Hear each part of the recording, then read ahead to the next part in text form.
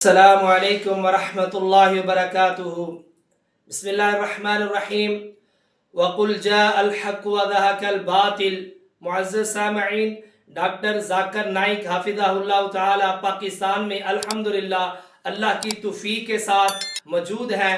موجود ہی نہیں بلکہ پاکستان کے وزیر اعظم میاں محمد شہباز شریف صاحب، انہوں نے ان کو وزیر اعظم ہاؤس میں بلایا، ان کا استقبال کیا، ان کو سینے کے ساتھ لگایا اور ان کے ساتھ بڑی الحمدللہ پیار بری ملاقات ہوئی۔ اس کے بعد ڈاکٹر ذاکر نائک حافظہ اللہ تعالیٰ نے جو باتیں کی نا پاکستان والوں کا، تو انہوں نے دل ہی جیت لیا۔ کہتے ہیں کہ پاکستان میں آنا میرا ایک خواب تھا، پاکستان میں آنا میری ایک آرزو تھی، پاکستان میں آنے کی یہ جو میری آرزو ہے الحمدللہ اللہ پاک نے پوری کر دی۔ اللہ پاک کی توفیق کے ساتھ اللہ نے میری آرزو یہ پوری کر دی۔ اور ڈاکٹر صاحب کے پاکستان آنے پر کفر پر جو زوال آیا، کمال آیا، انڈیا کا میڈیا چیخ رہا ہے، چلا رہا ہے، انڈیا کا میڈیا جناب والی اس بات کے اوپر چیخ رہا ہے، اس بات کے اوپر چلا رہا ہے کہ آخر ڈاکٹر ذاکر نائک حافظہ اللہ تعالی پاکستان میں کیوں آئے۔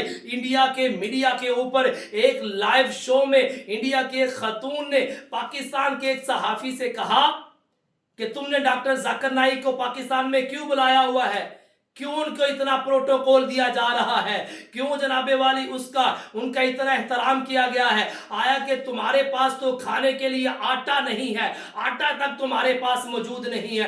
اللہ اکبر اللہ۔ اس کے جواب میں اس صحابی نے جو بات کہی، اس صحافی نے جو بات کہی کمال کہی، کہا کہ تم ہمیں یہ کہتے ہو کہ تمہارے پاس کھانے کے لیے آٹا نہیں ہے، تم مجھے ذرا یہ تو بتلاؤ تم کون سے سونے کے بسکٹ کھا رہے ہو، تمہارے ملک میں کون سی نہریں جاری ہے، کون سی دودھ کی نہر چل رہی ہمیں دکھاؤ، کون سی شہد کی نہر چل رہی ہمیں دکھاؤ۔ بلکہ پاکستان میں اللہ اکبر اللہ کی رحمتوں کا نزول ہے۔ تمہارے انڈیا والے یہ جو چلا رہے ہیں، چیخ رہے ہیں، اللہ اکبر اللہ، اس کے پیچھے ایک ہی وجہ ہے کہ امت محمدیہ والے کہیں جمع نہ ہو جائیں، امت محمدیہ والے کہیں ایک جان نہ بن جائے۔ ان کو اس بات کا خطرہ ہے کہ اگر آج امت محمدیہ والے، پاکستان والے، جناب والی عرب ممالک والے سارے ایک جان بن گئے تو ہمارا کیا بنے گا۔ اور یہی بات ڈاکٹر ذاکر نائک حافظہ اللہ تعالی سے ایک صحافی نے پوچھا کہ ڈاکٹر صاحب آج اگر مسلمان پس رہے ہیں تو اس کی وجہ کیا ہے۔ اللہ اکبر۔ ڈاکٹر ذاکر نائک حافظہ اللہ تعالیٰ کہنے لگے اس کی وجہ یہ ہے کہ آج ہم بکھرے ہوئے ہیں۔ اگر آج ہم سارے کے سارے ایک جان بن جائیں، متحد بن جائیں، تو پوری دنیا کا کفر مل کے تمہارا ایک بال بھی باقا نہیں کر سکتا، تمہیں نقصان نہیں پہنچا سکتا۔